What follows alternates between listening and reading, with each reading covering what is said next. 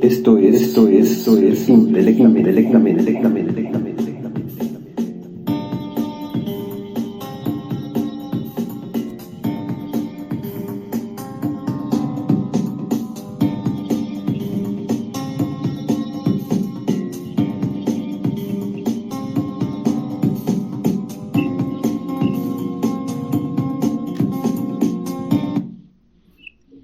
Hola, ¿qué tal? Les saluda Jorge Arrazola en el podcast de Intelectamente. Me encuentro en compañía de la maestra Eloísa Olivares. ¿Qué tal, maestra? ¿Cómo estás? Buenas noches. Hola Jorge, ¿cómo estás? Muy buenas noches, pues muy emocionada de estar aquí contigo empezando este gran proyecto de Intelectamente. Pues muchas gracias. Hoy vamos a tocar un tema que es neuroeducación y cómo aprende el cerebro. Es un tema apasionante porque en los últimos 50 años se ha descubierto más acerca del cerebro humano que en toda la historia de la humanidad. Este es un tema que es innovador, incluso pues hasta entusiasma un poco, ¿no, maestra? Por todas las posibilidades que puede tener el descubrir herramientas acerca del cerebro y cómo es su estructura, su arquitectura y cómo se puede aplicar en problemas o en asuntos cotidianos, ¿no, maestra? Sí, sobre todo esta parte que para los docentes es tan importante y que siempre ha sido como una incógnita, ¿no? ¿Cómo le voy a hacer para que mi alumno me entienda, ¿no? Que esa es una frase muy común en el ámbito docente. ¿Cómo lo hago con él? O ya hice todo lo que está a mi alcance y nada más no aprende. Y entonces, pues cambian las cosas ahora, ¿no? Porque ahora con la neuroeducación podemos ver cuáles son los caminos que antes no habíamos andado, o algunos sí quizá de manera empírica, pero podríamos ver cómo hacerle justamente para que esa alumna o ese alumno pudiera tener más herramientas de parte de nosotros y poder asimilar o comprender lo que nosotros queremos transmitir como docentes. Sí, yo pienso que la neurociencia es como si tuviéramos un Waze o un Google Maps de hacia dónde dirigir la ruta en los temas de aprendizaje, ¿no?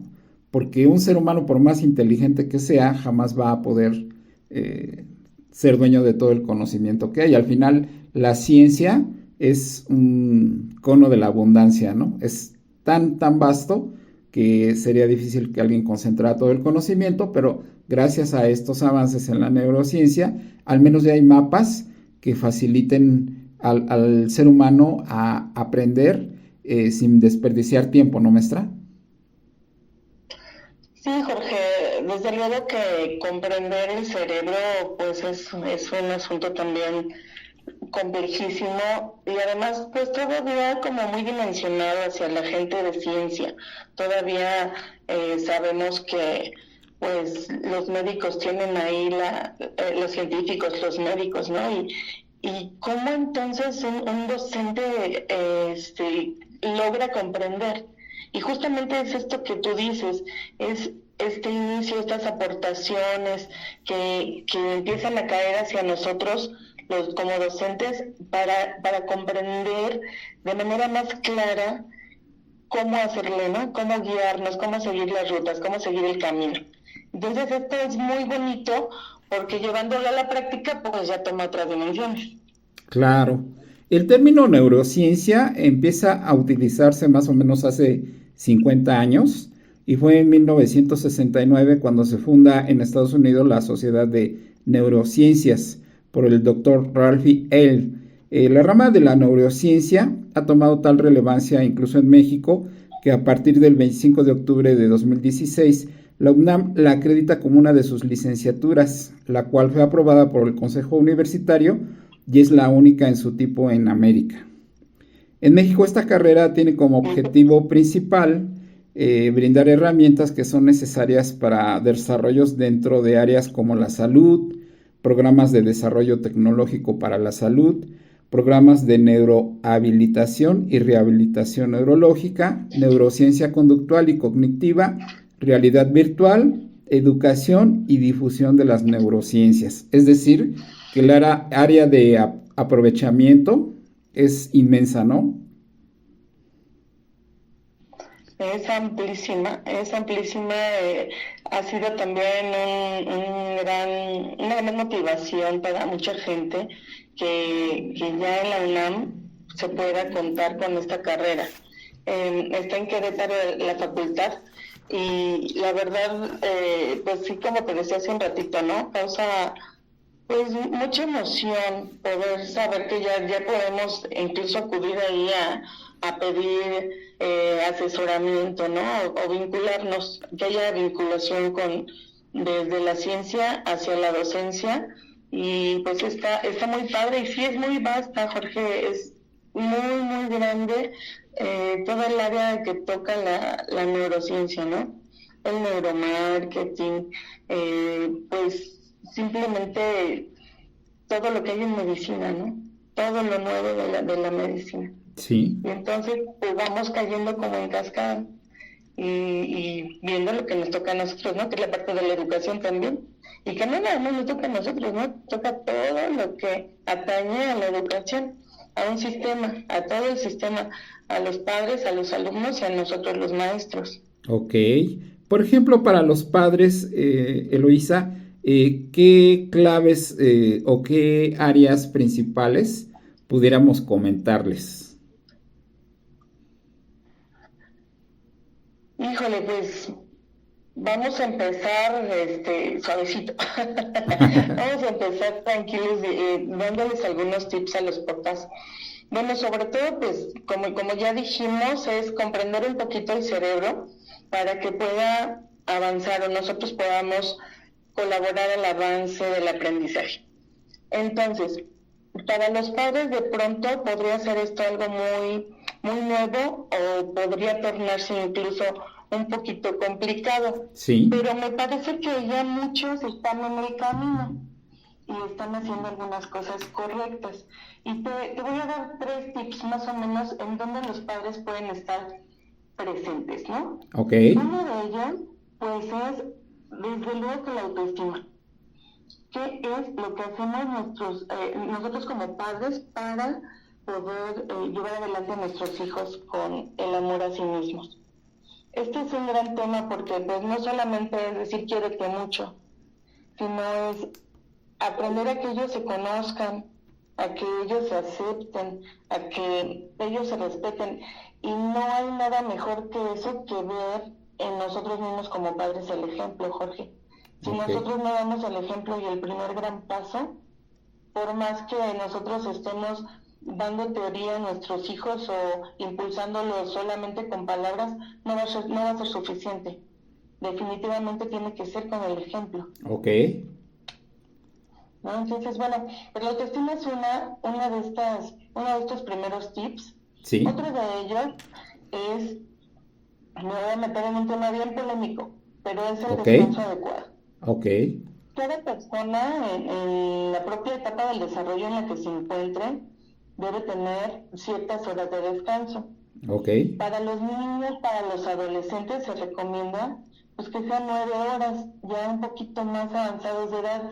Para adolescentes, jóvenes o adultos son 8 horas de sueño, pero de un sueño adecuado. Dormir no es lo mismo que descansar. Ok. Debe haber un proceso en donde realmente estemos seguros de que hay un descanso adecuado. ¿Y qué es lo que está impidiendo ahorita que nuestros niños o adolescentes no estén descansando de manera adecuada? ¿Tú qué consideras que es? Pues definitivamente las pantallas, ¿no? Tablets, computadoras, celulares que sobreestimulan a todos. En verdad, digo, siendo honesto, yo también soy un tanto adicto a ese tema y definitivamente pues yo creo que ese es el principal distractor para un buen descanso hoy en día.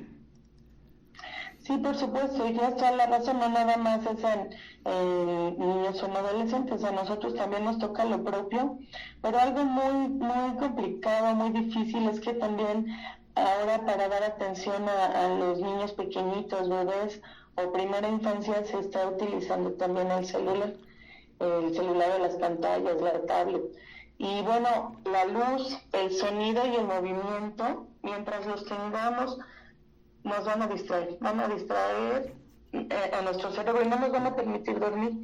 Aquí es adecuado también la recomendación para los padres, pues es hasta cierta hora, ¿no? Cierta hora que ellos estén conscientes de que van a poder hacer que sus hijos se queden dormidos y descansando 8 horas, ¿no? Es aquí donde te digo que es controversial porque ahora pareciera que el celular ya es parte, ¿no?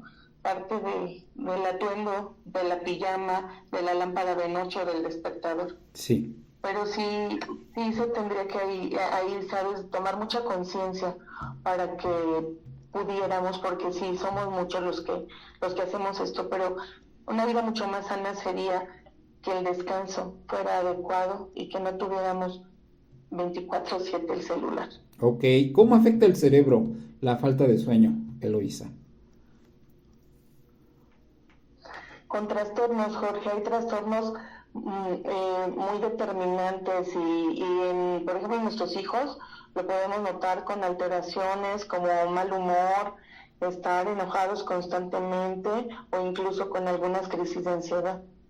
Entonces, si nosotros también vemos rasgos como de este tipo en nuestros hijos o nuestras hijas, entonces sí tendremos que estar supervisando como qué está pasando, ¿no? Que la verdad es que sí, la mayoría de las veces lo sabemos.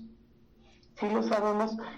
Yo creo que ahí nada más hay que voltear a dar esa atención, porque bueno, también una parte bien importante del no descanso es la falta de rendimiento. Y eso es muy notable, ¿sabes? En las aulas, en el salón de clase, a las primeras horas del día. Ok. ¿No? Si tú ves a los alumnos Sí. estar en el aula y algunos sí ya dan como con esta necesidad de aprendizaje, a ver qué me traen hoy los maestros, ¿no? Sí. Pero a otros definitivamente los tienes que estimular de otra manera, aplicar diferentes estrategias para que, yo les digo a mis alumnos, para que regresen, ya están en la escuela, ya salieron de su cama, ya caminaron hacia la escuela o los trajeron, ya están aquí.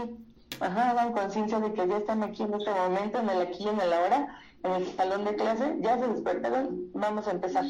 ¿No? Okay. Porque es muy notorio, no te ponen atención, ¿no? Que esa es una de las facultades que pues tenemos que exaltar más de nuestro cerebro. Ok.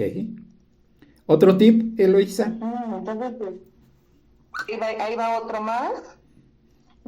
Y por supuesto, pues el movimiento, ¿no? El movimiento es crucial.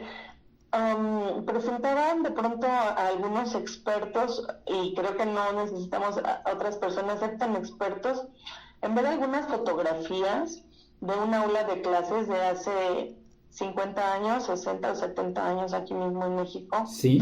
Y ver fotografías de un aula de clases en pleno siglo XXI en nuestro año, ¿no? 2023. Es lo mismo. Es exactamente lo mismo, es un esquema muy similar, es el maestro al frente con una pizarra y son un número determinado o indeterminado de bancas, de sillas, de mesabancos. Sí. Y la inmovilidad del que escucha, ¿no? De los alumnos, ustedes están para escucharme, no moverse, no opinar, y es unilateral. Hoy en día sabemos que eso se tiene que romper, ese paradigma. ¿Por qué, Jorge? Pues porque debe ser bidireccional. Tiene que ser en total movimiento, ¿no? En total movimiento en donde los alumnos también puedan desplazarse, ir, venir, regresar, ¿no? Entonces, esa parte en el salón y con los padres de familia, el movimiento implica una actividad física. No sé, ahora los papás también buscan mucho, después de la pandemia sobre todo, ¿no? La natación, el karate, la danza, sí. El movimiento en general, el fútbol, ¿no? Todos los clubes deportivos que pueda haber. Y eso es buenísimo, porque un cuerpo activado aprende mejor. la actividad física siempre va a potenciar el aprendizaje. Entonces, eso es un gran tip, ¿no? Tanto en el aula como en la casa. Ok. Es decir, pues con el movimiento Bueno, pues, se estimulan muchos patrones de comunicación con el cerebro, ¿no? Porque hay ejercicios o deportes que específicamente te requieren cierto nivel de habilidad. Entonces, el empezar a desarrollar esas cualidades, en definitiva, pues estimula al cerebro para que dé más de sí. ¿No es así?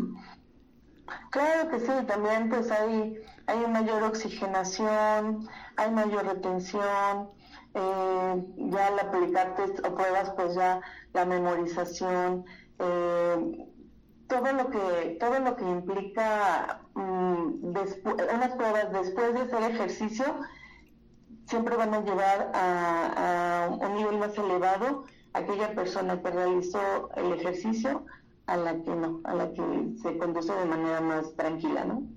Ok. Sí, pues suena muy convincente este último punto. Para los docentes, dentro de tu experiencia, ¿qué conceptos nos puedes compartir?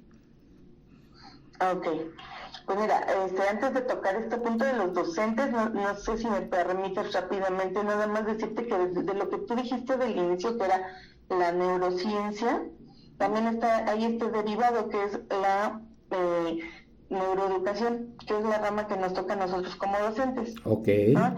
Y esta rama de la neuroeducación, pues es la combinación entre la neurociencia, de la que tú ya hablaste, la psicología, que estudia las conductas y los procesos mentales, y la pedagogía, que estudia la enseñanza y el aprendizaje. Entonces, todas estas ramas se conjuntan, o a alguien se le ocurrió conjuntar, o le pareció que tendrían tanta relación que era necesario conjuntar, y se convirtió en lo que es ahora la neuroeducación, ¿no? Y en esta parte de la neuroeducación, pues son todos estos procesos que nos van llevando a una nueva visión de la enseñanza, que como decía Francisco Mora, se basa en aportar estrategias y tecnologías educativas centradas en el funcionamiento del cerebro. Y hoy en día hay muchos más lugares, escuelas, instituciones, como tú decías hace un ratito, ¿no? Facultades, etcétera, que van retomando la parte de las neurociencias y específicamente la neuroeducación. Y bueno, pues aquí es directamente proporcional a los docentes, ¿no? Entonces, ¿qué les puedo recomendar yo a los docentes como docente para que puedan tomar estas bases de la neuroeducación? Bueno, pues ahí quedan algunos, ¿no? Ok. Algunas claves. Bienvenidas. Muchas gracias. Una de ellas, pues es la atención.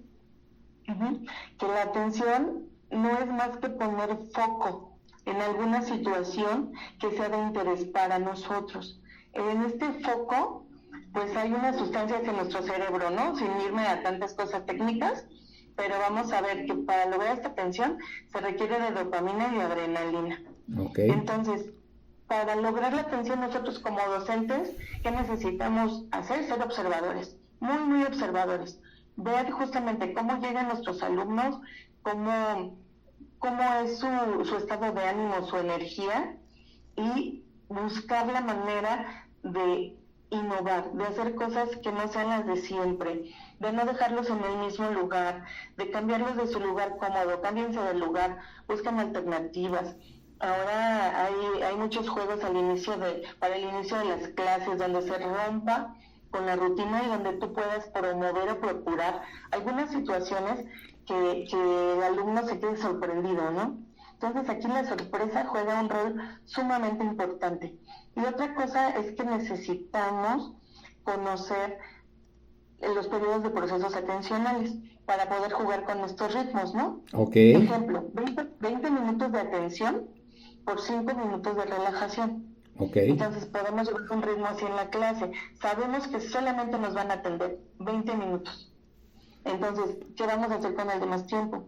bueno, pues vamos a ponerlos a trabajar en equipo, vamos a hacer un rol donde ellos ahora sean los que conduzcan la clase, la exposición, las propuestas, la participación, etcétera. No, en esta la participación yo creo que hay un montón de cosas por hacer y todo esto te va a generar atención. Y está bien padre porque a veces la verdad es que yo los pongo a bailar, los pongo a contar, los pongo a hacer lateralidad. Entonces esa parte sí jala este proceso. Podría ser que de repente exceda, ¿no? Exceda y se vuelva un relajo de pronto estos juegos, pero después los vuelves a llamar a la tranquilidad a través de la respiración. Ok. Y entonces tú generas una regulación y de esta manera pues ya puedes avanzar en tu clase. A mí me funciona bastante bien, yo los invito a que se haga, tal vez en otro podcast, Jorge, podamos detenernos con estos tips mucho más específicos para poder transmitirle a todos los docentes que nos escuchan y padres de familia para que sepan que tenemos un montón de cosas y también para que ellos con su participación nos retroalimenten, ¿no? Claro, es que lo hice, esto es oro molido, porque hace mucho sentido cuando uno empieza a reflexionar cómo educó a sus hijos y no teníamos esa información. Ahorita que tenemos a la mano este tipo de información, vamos a tener un buen impacto en la gente que la empieza a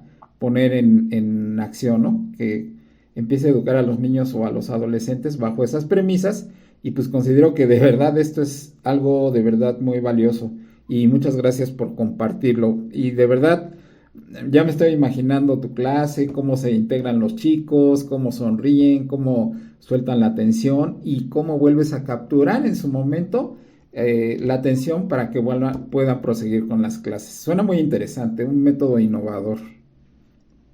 A la orden, Jorge, a la orden de verdad eso es justamente como que también es un ritmo, ¿no?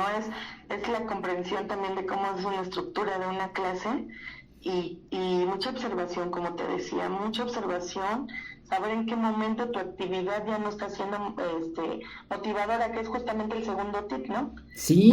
Ya no tiene motivación, entonces es a lo que voy en este momento.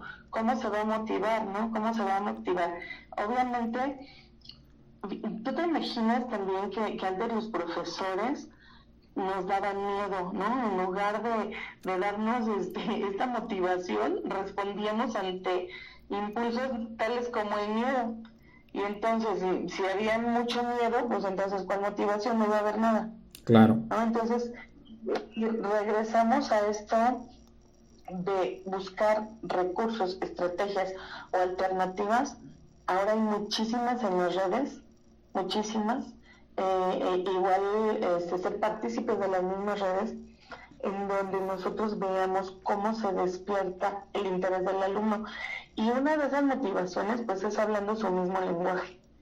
Obviamente no hablando el lenguaje de las groserías y tal cual se llevan ellos, no me refiero a ese lenguaje. Me refiero a su lenguaje de vida, a su lenguaje actual, lo que ven, lo que escuchan, lo que consumen. Tenemos que estar al tanto, ¿sabes? Como docentes, para saber qué es lo que quién es el artista de moda ahorita, ¿no? Claro. Ver lo que está cantando, aunque no nos guste. A mí no me gusta el reggaetón.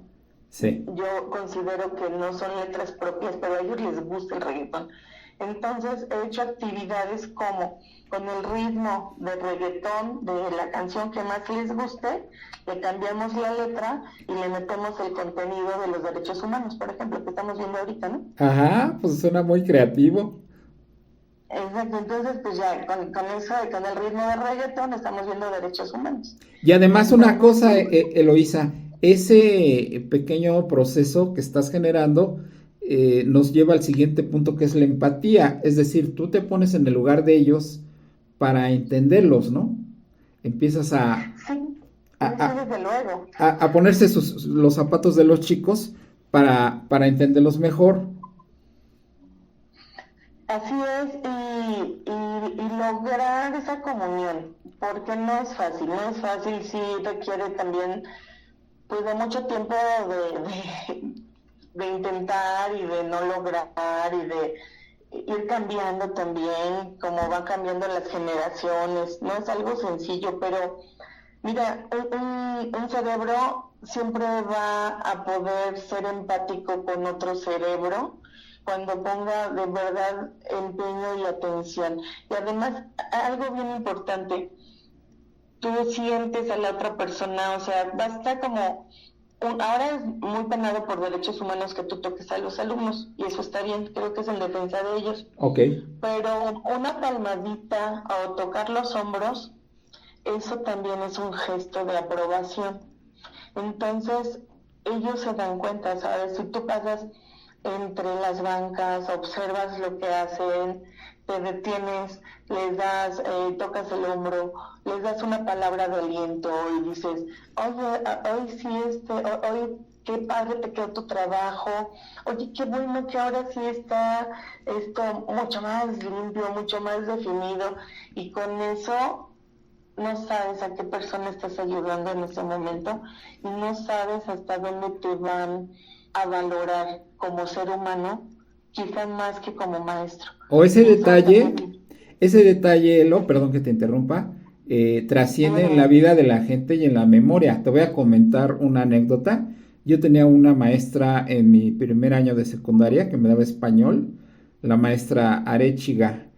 Tenía un poquito de fama Ajá. de exigente, pero a mí como me gustaba la materia, pues siempre trataba de leer, toda la vida me gustaba leer y trataba de poner atención, entonces trataba de participar y recuerdo que ella me animaba, decía, este niño es muy listo y cosas así. Y una vez pasando entre las bancas, yo creo traía el cuello de la camisa volteado y me lo acomodó, pero fue un detalle así mínimo, ¿no? Ajá. Pero eso me hizo sentir Sí. reconocido, o sea, yo lo tomé con mucha gratitud porque de alguna manera en esos momentos de la adolescencia, pues el joven a veces no se encuentra, no se ubica, no sabe si vale, si no vale, entonces concuerdo mucho con esto que tú comentas. Y qué bonito, ¿no? Qué bonito detalle. Y también ahora la empatía con la neurociencia es conocer, por ejemplo, que los alumnos señalados siempre, ¿no? Como el flojo, el burro, por decirlo menos, Ujú. y que hemos oído esas expresiones constantemente. Sí, Pues nadie quiere ser flojo, Jorge. ¿Quién claro. quiere ser flojo? ¿O quién es el que quiere ser señalado? ¿No? No, ¿O quién es el que dice, ay, yo soy ese? Pues no, ahora sabemos que atrás de esa flojera o atrás de ese no aprendizaje hay situaciones que le están impidiendo avanzar. Y claro, ahí radica mucho la empatía. Y también, pues, el conocimiento, el aprendizaje, el meternos un poquito más a conocer acerca de algunos trastornos como docentes para saber qué es lo que les está pasando a nuestros alumnos. Porque nadie son así porque sí. ok, Y para eso también hay respuestas. sí, definitivo. ¿Mm? Y avanzamos, entonces, pues está muy bonito lo de la empatía. También ahí nos podríamos quedar un montón. Es un tema que Y puede sí, dar para muchos programas. sí, de verdad que muchos. Bueno, vamos a ver aquí también algo de cómo etiquetamos los docentes. Los docentes solemos decir, como te estaba platicando, ¿no? Este es muy callado, este no hace la tarea, este no, y solemos poner esas etiquetas a nuestros alumnos con esa mala costumbre de señalar, ¿no? En nuestra sociedad mucha gente lo hace. Aprendimos de esa manera, aprendemos de las familias, aprendemos de la televisión, ¿no? A etiquetar y etiquetar. Sí, Pero sí aquí podría ser una reflexión y lo mismo de hace un rato.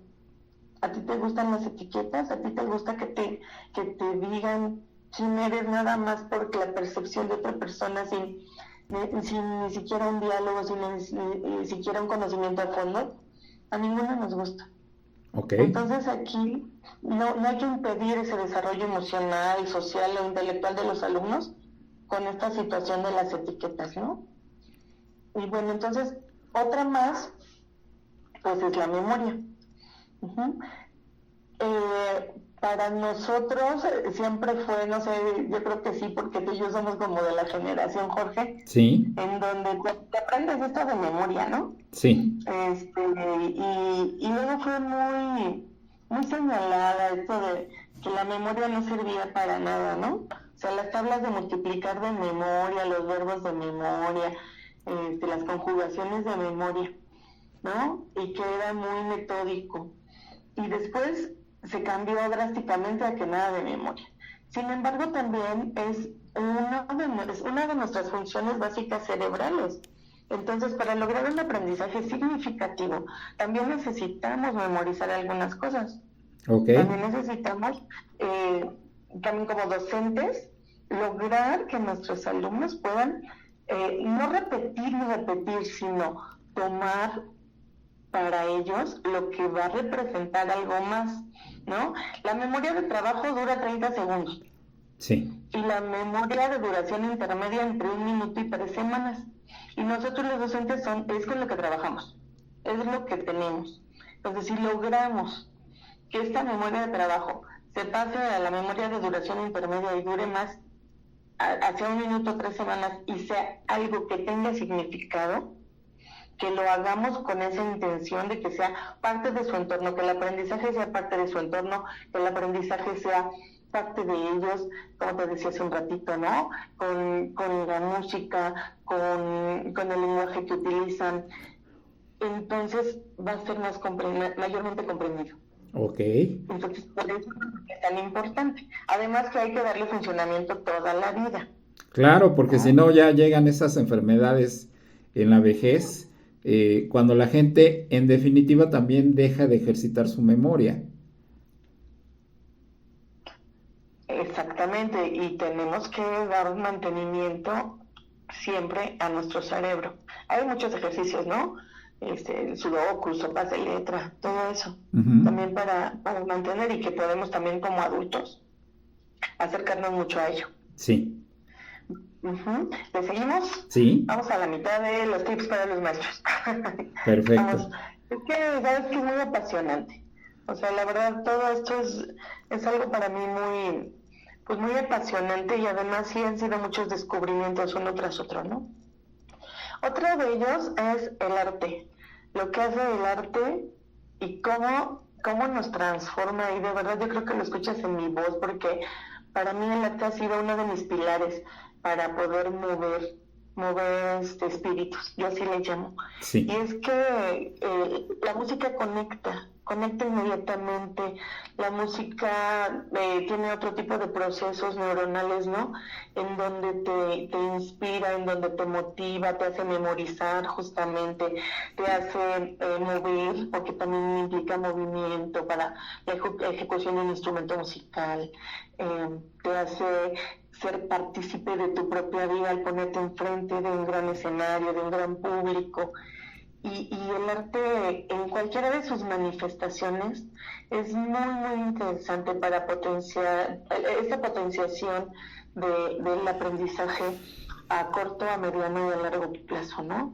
Desde poder modelar una plastilina, o ya hacer un dibujo más complejo, o a lo mejor ya tener como los diseñadores gráficos, ¿no? Ya un pensamiento mucho más abstracto, y poder plasmar sus pensamientos de esa manera y proyectarlos.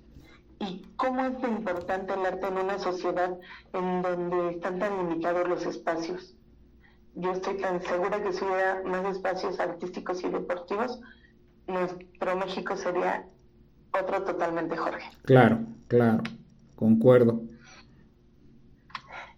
Y vamos con algo muy padre, que es aprovecharse de los errores, ¿no?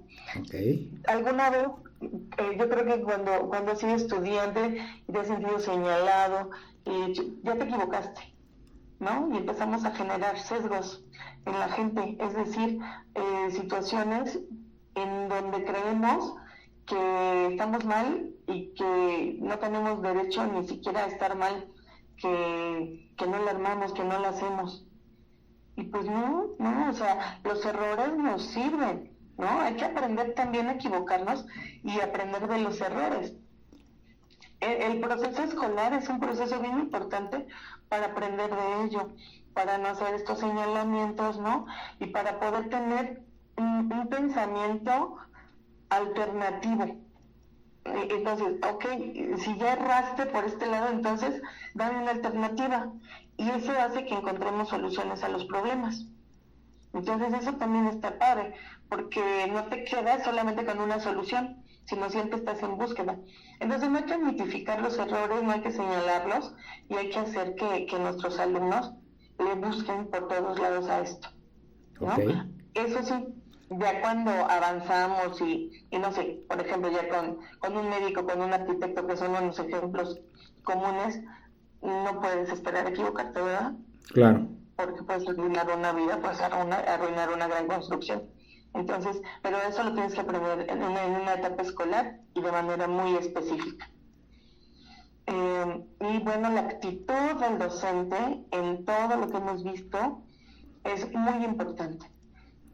En este momento tenemos que saber que nosotros conectamos directamente con nuestros estudiantes, que hay unas neuronas que se llaman neuronas espejo, que es que te lean inmediatamente desde donde llegas. Los alumnos no solo te observan, te sienten, te perciben.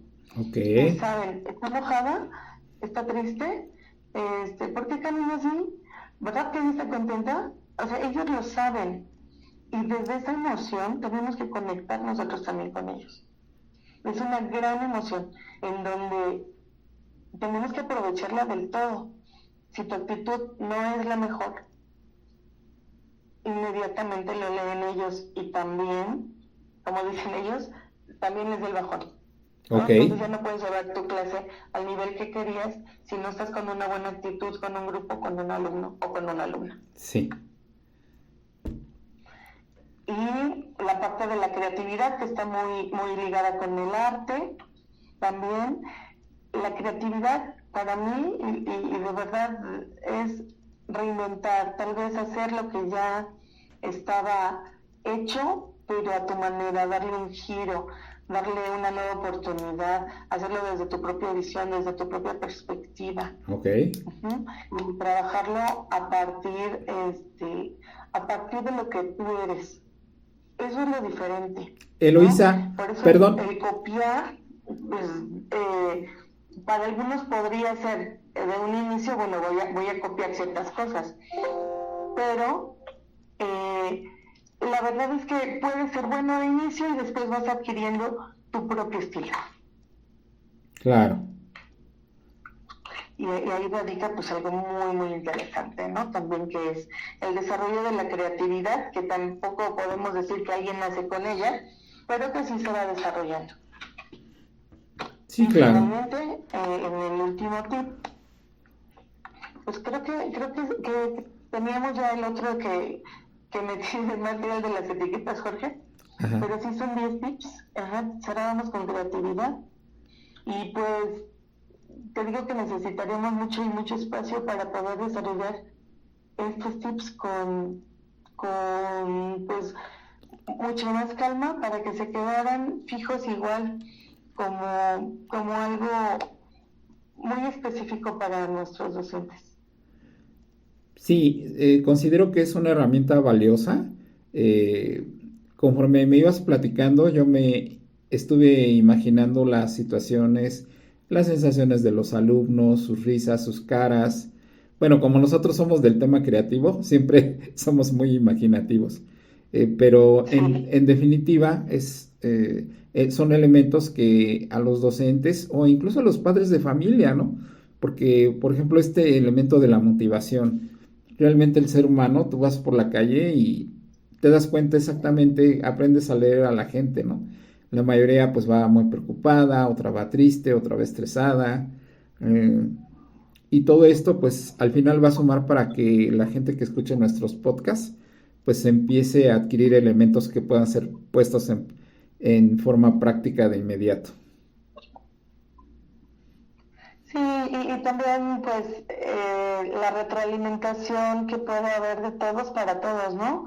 del docente para el padre o la madre de familia, para el alumno, el padre de familia también para el docente o para el hijo, y por supuesto del alumno o hijo para el adulto. También esa retroalimentación, ese observar que si hay cambios o que no hay cambios, que estamos haciendo algo correctamente, o que hay un error y tenemos que modificarlo, ¿no? Esa retroalimentación en donde tenemos que estar muy, muy puestos en la observación, ¿no? Y también en escuchar, en una escucha activa, qué es lo que se dice, ¿no? Cómo se dice, por qué. Y bueno, pues de esa manera también entre toda esta comunidad, pues lograr personas juiciosas, críticas, y bueno, pues yo creo que a eso aspiramos también aquí con Intelectualmente, ¿no, Jorge? Así es, chavos más felices, niños más plenos, adultos más tranquilos, pues que vayamos impactando a nuestra sociedad. Cuéntanos un poquito, ya para finalizar nuestro programa, ¿qué te dicen los niños respecto a tu forma de dar clases? ¿Dónde te retroalimentas o con qué comentarios te retroalimentas de los chicos? Ay, Jorge, yo estoy bien enamorada de mi profesión, no por demás tantos años ya trabajando en ella, y yo escucho a mis alumnos decir, me gusta su clase, me gusta que no nos regañe, me gusta que nos dé consejos, me gusta que nos hable. Estando con mis alumnos tengo una retroalimentación inmediata. Y hay otra retroalimentación que es después, Jorge, después ya de que los alumnos están fuera, que son exalumnos. Y para mí esa es muy bonita y muy especial. Es cuando también me doy cuenta que lo que hice valió la pena. Yo soy docente de educación secundaria. Mis alumnos son entre los 11 y los 15 años. ¿Qué materia das? Entonces yo doy artes justamente y formación cívica y ética. Ok. Y entonces cuando mis alumnos ya egresan y me los encuentro de pronto, unos años después, hoy tuve una experiencia muy bonita, por ejemplo en el festival del Día de las Madres, porque regresó una alumna, ahora exalumna, y regresó a presentarse como maestra de danza árabe en el festival. Yo la había contactado, ya nos habíamos contactado, pero fue y bailó. De una exposición muy, muy padre, ¿no? De su especialidad, de la danza árabe. Y viene conmigo al final y me dice, muchísimas gracias, maestra. O sea, gracias también por llevar el arte tan lejos. Y porque sí nos ha dejado huella, ¿no? Ay, qué bonito. Entonces, pues qué emoción tan grande, y le tomamos fotos. Y pues yo estoy muy orgullosa de mis alumnos en general, ¿no? Y de los que veo y de los que me encuentro así en la calle y me saludan. Y hay muchos rostros ahora que me cuesta trabajo reconocer porque han pasado muchas generaciones, Jorge. Pero se siente también uno de ser reconocida de esa manera, ¿no? Y hubo un caso también de una de mis exalumnas que después de muchos años me contactó. Creo que para mí es muy simbólico también. Y me dijo, maestra, ya me gradué de arquitecta.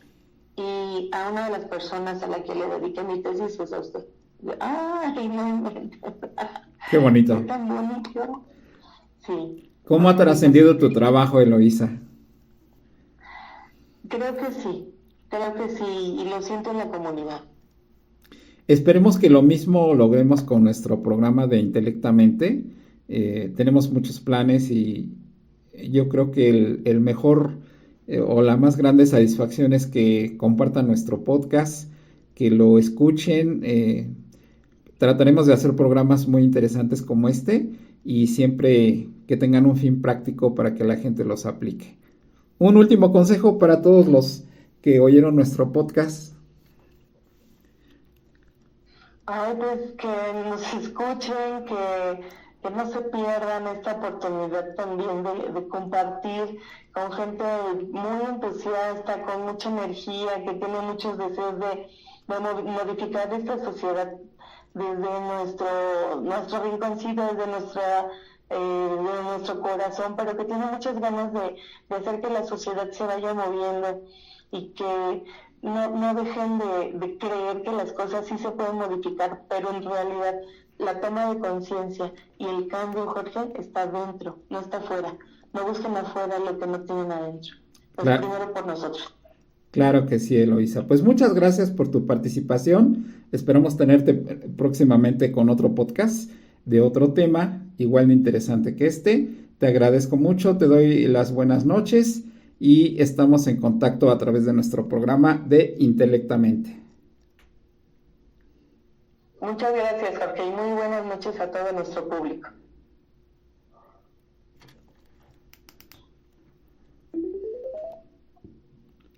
Esto es intelectamente.